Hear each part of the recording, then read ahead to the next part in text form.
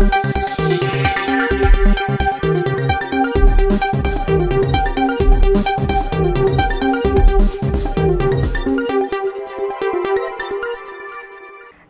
ಈ ನ್ಯೂಸ್ ಟಿವಿಯ ಸ್ಪೀಡ್ ನ್ಯೂಸ್ಗೆ ಸ್ವಾಗತ. ನಾನು ಸ್ಮಿತಾ ಕಮಲ್. ದೇಶ ಮತ್ತು ರಾಜ್ಯದ ಸಮಗ್ರ ಸುದ್ದಿಗಳು ಹಾಗೂ ಸ್ಥಳೀಯ ವಿದ್ಯಮಾನಗಳ ಫಟಾಫಟ್ ಸುದ್ದಿಗಳು. ಶರಾವತಿ ಹಿನ್ನೀರಿನ ಮೇಲಿನ ಐತಿಹಾಸಿಕ ಸಿಗಂದೂರು ಕೇಬಲ್ ಸೇತುವೆ ಸಾರ್ವಜನಿಕ ಸೇವೆಗೆ 1 ವರ್ಷ ಪೂರೈಸಿದೆ. ವಿದ್ಯುತ್ ದೀಪಾಲಂಕಾರದಿಂದ ಕಂಗೊಳಿಸಿದ ಸೇತುವೆಯ ಅದ್ಭುತ ದೃಶ್ಯಗಳು ಸಾಮಾಜಿಕ ಜಾಲತಾಣಗಳಲ್ಲಿ ವೈರಲ್ ಆಗಿವೆ. ಶಿವಮೊಗ್ಗ ಜಿಲ್ಲೆಯ ಸಾಗರ ತಾಲೂಕಿನ ಪ್ರಸಿದ್ಧ ಧಾರ್ಮಿಕ ಕ್ಷೇತ್ರವಾದ ಸಿಗಂದೂರು ಚೌಡೇಶ್ವರಿ ದೇವಾಲಯವನ್ನು ಸಂಪರ್ಕಿಸುವ ಹಾಗೂ ಶರಾವತಿ ಹಿನ್ನೀರಿನ ಮೇಲೆ ನಿರ್ಮಾಣಗೊಂಡಿರುವ ಐತಿಹಾಸಿಕ ಸಿಗಂದೂರು ಸೇತುವೆಯು ಸಾರ್ವಜನಿಕ ಸೇವೆಗೆ ಮುಕ್ತವಾಗಿ ಯಶಸ್ವಿಯಾಗಿ 1 ವರ್ಷ ಪೂರೈಸಿದೆ. ಈ ವಿಶೇಷ ದಿನವನ್ನ ಮಲೆನಾಡಿನ ಗಡಿಭಾಗದ ಜನತೆ ಹಬ್ಬದಂತೆ ಆಚರಿಸಿ ಸಂಭ್ರಮಿಸಿದ್ದಾರೆ. ಕಳೆದ ವರ್ಷ ಜುಲೈ ತಿಂಗಳಲ್ಲಿ ಉದ್ಘಾಟನೆಗೊಂಡಿದ್ದ ಈ ಸುಂದರ ಕೇಬಲ್ ಸೇತುವೆಯು ಇದೀಗ ಮೊದಲ ವರ್ಷದ ವಾರ್ಷಿಕೋತ್ಸವದ ನೆನಪಿನಲ್ಲಿ ಮೈದುಂಬಿ ಕಂಗೊಳಿಸುತ್ತಿದೆ. ಸೇತುವೆಯ ಮೊದಲ ವರ್ಷದ ವಾರ್ಷಿಕೋತ್ಸವದ ಹಿನ್ನೆಲೆಯಲ್ಲಿ ಇಡೀ ಸೇತುವೆಗೆ ವಿಶೇಷವಾಗಿ ವಿದ್ಯುತ್ ದೀಪಾಲಂಕಾರ ಮಾಡಲಾಗಿದೆ. ಬಣ್ಣ ಬಣ್ಣದ ಎಲ್ಇಡಿ ದೀಪಗಳಿಂದ ಸಿಂಗಾರಗೊಂಡಿದ್ದ ಸೇತುವೆಯು ಶರಾವತಿ ನದಿಯ ಹಿನ್ನೀರಿನ ಮಧ್ಯೆ ಸ್ವರ್ಗಲೋಕದಂತೆ ಕಂಗೊಳಿಸುತ್ತಿದೆ. ಕೊಪ್ಪಳ ಜಿಲ್ಲೆಯ ಕನಕಗಿರಿಯಲ್ಲಿ ಅಕ್ರಮ ಮದ್ಯ ಮಾರಾಟ ಮಿತಿ ಮೀರಿರುವುದನ್ನು ಖಂಡಿಸಿ ಸ್ಥಳೀಯ ಮಹಿಳೆಯರು ಬೀದಿಗಿಳಿದು ಪ್ರತಿಭಟನೆ ನಡೆಸಿದ್ದಾರೆ. ಕೊಪ್ಪಳ ಜಿಲ್ಲೆಯ ಕನಕಗಿರಿ ಪಟ್ಟಣದಲ್ಲಿ ಅಕ್ರಮ ಮದ್ಯ ಮಾರಾಟ ಜಾಲ ಹೆಮ್ಮರವಾಗಿ ಬೆಳೆದಿದ್ದು ಸಾರ್ವಜನಿಕರು ಅದರಲ್ಲೂ ವಿಶೇಷವಾಗಿ ಮಹಿಳೆಯರು ಬದುಕು ನಡೆಸೋದೇ ದುಸ್ತರವಾಗಿದೆ. ಪಟ್ಟಣದ 16ನೇ ವಾರ್ಡ್ನಲ್ಲಿ ಅಕ್ರಮ ಮದ್ಯ ಮಾರಾಟ ಮಿತಿ ಮೀರಿದ್ದು ಸಣ್ಣ ಪುಟ್ಟ ಕಿರಾಣಿ ಅಂಗಡಿಗಳು, ಹೋಟೆಲ್ಗಳು ಹಾಗೂ ಮನೆಗಳೇ ಈಗ ಮದ್ಯದ ಅಡ್ಡೆಗಳಾಗಿ ಮಾರ್ಪಟ್ಟಿವೆ. ಇದರಿಂದ ರೋಸಿ ಹೋದ ಸ್ಥಳೀಯ ಮಹಿಳೆಯರು ಇಂದು ಬೀದಿಗಿಳಿದು ತೀವ್ರ ಆಕ್ರೋಶ ವ್ಯಕ್ತಪಡಿಸಿ ಪ್ರತಿಭಟನೆ ನಡೆಸಿದರು. ರಷ್ಯಾದಿಂದ ಕಚ್ಚಾ ತೈಲ ಖರೀದಿಸುವ ದೇಶಗಳ ಮೇಲೆ 100% ಟ್ಯಾರಿಫ್ ವಿಧಿಸುವ ಹೊಸ ಮಸೂದೆಯನ್ನು ಅಮೆರಿಕದ ಸಂಸತ್ತಿನಲ್ಲಿ ಮಂಡಿಸಲಾಗಿದೆ. ರಷ್ಯಾದಿಂದ ಕಚ್ಚಾ ತೈಲವನ್ನು ಖರೀದಿಸುತ್ತಿರೋರನ್ನ ಬೆದರಿಸಲು ಅಮೆರಿಕ ಪ್ರಯತ್ನಿಸುತ್ತಲೇ ಇದೆ. ಅದರಲ್ಲೂ ಚೀನಾ, ಭಾರತ ಸೇರಿ 5 ದೇಶಗಳನ್ನ ಗುರಿ ಮಾಡಿ ಹೊಸ ನಿರ್ಬಂಧ ವಿಧೇಯಕವನ್ನ ಅಮೆರಿಕದ ಸಂಸತ್ ಹೊರತಂದಿದೆ.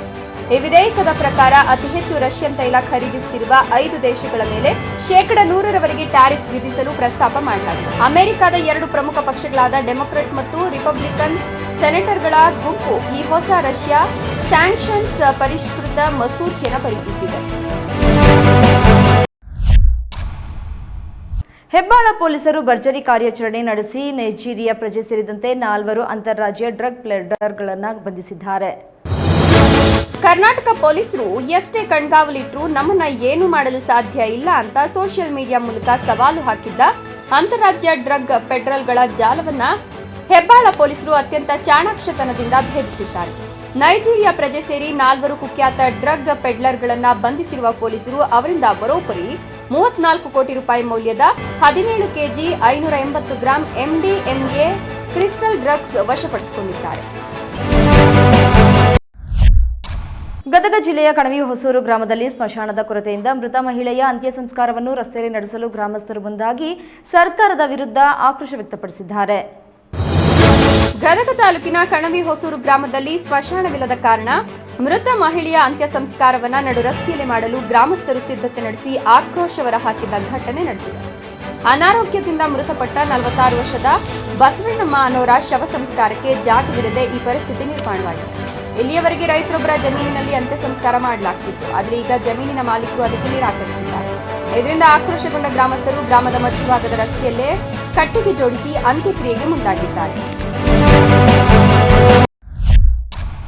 ಸಂಚಾರ ನಿಯಮ ಉಲ್ಲಂಘನೆ ಪ್ರಕರಣಗಳ ದಂಡನೆಗೆ ನೀಡಿದ 50% ರಿಯಾಯಿತಿ ಯೋಜನೆಗೆ ಜನರಿಂದ ಉತ್ತಮ ಸ್ಪಂದನೆ ದೊರೆತಿದೆ. ಕರ್ನಾಟಕ ರಾಜ್ಯ ಕಾನೂನು ಸೇವೆಗಳ ಪ್ರಾಧಿಕಾರದ ವಿಶೇಷ ಪ್ರಯತ್ನದ ಫಲವಾಗಿ ರಾಜ್ಯ ಸರ್ಕಾರವು ಸಂಚಾರ ನಿಯಮ ಉಲ್ಲಂಘನೆಯ ಬಾಕಿ ದಂಡದ ಪಾವತಿಗೆ ಘೋಷಿಸಿದ್ದ 50% ರಿಯಾಯಿತಿ ಯೋಜನೆಗೆ ಸಾರ್ವಜನಿಕರಿಂದ ಅಭೂತಪೂರ್ವ ಸ್ಪಂದನೆ ಸಿಕ್ಕಿದೆ. ಈ ರಿಯಾಯಿತಿ ಯೋಜನೆಯಡಿ ಒಟ್ಟು 19,13,659 ಸಂಚಾರ ಚಲನ್ ಪ್ರಕರಣಗಳು ಇತ್ಯರ್ಥಗೊಂಡಿದ್ದು ಸರ್ಕಾರದ ಬೊಕ್ಕಸಕ್ಕೆ ಬರೋಬ್ಬರಿ 55 ಕೋಟಿ ರೂಪಾಯಿ ದಂಡದ ಆದಾಯ ಹರಿಸಿದೆ.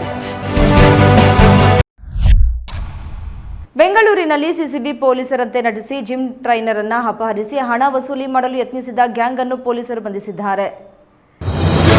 ಬೆಂಗಳೂರು ನಗರದಲ್ಲಿ ಸಿಸಿಬಿ ಪೊಲೀಸರ ಸೋಗಿನಲ್ಲಿ ಜಿಮ್ ಟ್ರೈನರ್ನನ್ನ ಅಪಹರಿಸಿ ಹಣ ವಸೂಲಿ ಮಾಡಲು ಯತ್ನಿಸಿದ್ದ ಗ್ಯಾಂಗ್ ಒಂದನ್ನ ಪೊಲೀಸರು ಬಂಧಿಸಿದ್ದಾರೆ. ಪ್ರಕರಣದಲ್ಲಿ rowdy sheeter Triven Kumar alias Tirumala ಸೇರಿದಂತೆ 5 ಆರೋಪಿಗಳು ಪೊಲೀಸರ ಬಲೆಗೆ ಬಿದ್ದಿದ್ದಾರೆ.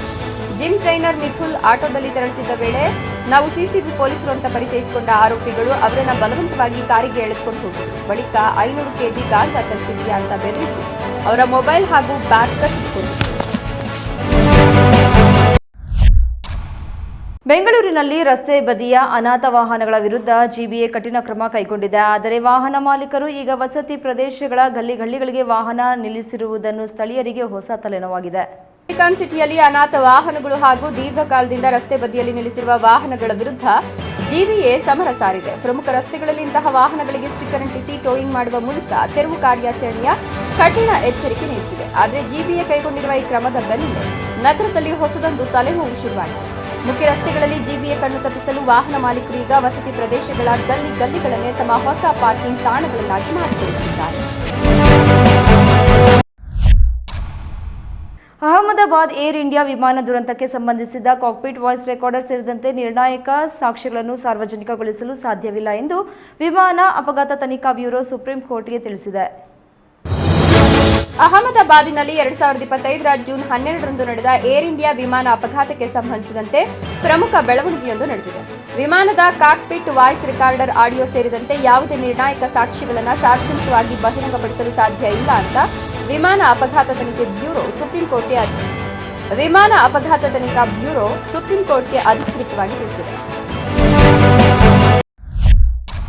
ಗೌರಿಬಿದನೂರು ಸಮೀಪ ಅಪರಿಚಿತ ವಾಹನ ಡಿಕ್ಕಿ ಹೊಡೆದ ಪರಿಣಾಮ ಬೈಕ್ ಸವಾರ ಸುರೇಶ್ ಸ್ಥಳದಲ್ಲಿ ಮೃತಪಟ್ಟಿದ್ದಾನೆ. ಗೌರಿಬಿದನೂರು ತಾಲೂಕಿನ ಕೊತ್ತೂರು ಶಾರದಾ ಶಾಲೆ ಬಳಿ ಹಿಟ್ ಅಂಡ್ ರನ್ ದುರಂತ. ಅಪರಿಚಿತ ವಾಹನ ಡಿಕ್ಕಿ ಹೊಡೆದು ಬೈಕ್ ಸವಾರ ಸ್ಥಳದಲ್ಲೇ ಸಾವನ್ನಪ್ಪಿದ್ದಾನೆ.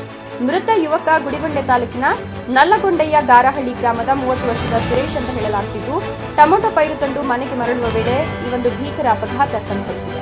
ಇನ್ನು ಮೃತದೇಹವನ್ನು ಗುಡಿಬಂಡೆ ಸರ್ಕಾರಿ ಆಸ್ಪತ್ರೆಯ ಶವಾಗಾರಕ್ಕೆ ರವಾನೆ ಮಾಡಲಾಗಿದ್ದು, ಪತ್ನಿ ಹಾಗೂ 2 ಚಿಕ್ಕ ಮಕ್ಕಳನ್ನ ಸುರೇಶ್ ಅಗಲಿದ್ದು ಕುಟುಂಬಸ್ಥರ ಆಸ್ತಿಯಿಂದ ಮುಗಿಬಿದ್ದಿದೆ. ಈ ನ್ಯೂಸ್ ಟಿವಿಯ ಸ್ಪೀಡ್ ನ್ಯೂಸ್ ಜೊತೆಗೆ ತಪ್ಪದೆ ವೀಕ್ಷಿಸಿ. ಈ ನ್ಯೂಸ್ ಟಿವಿಯ ಮುಖ್ಯ ಸಂಚಿಕೆ ರಾತ್ರಿ 8:30ಕ್ಕೆ.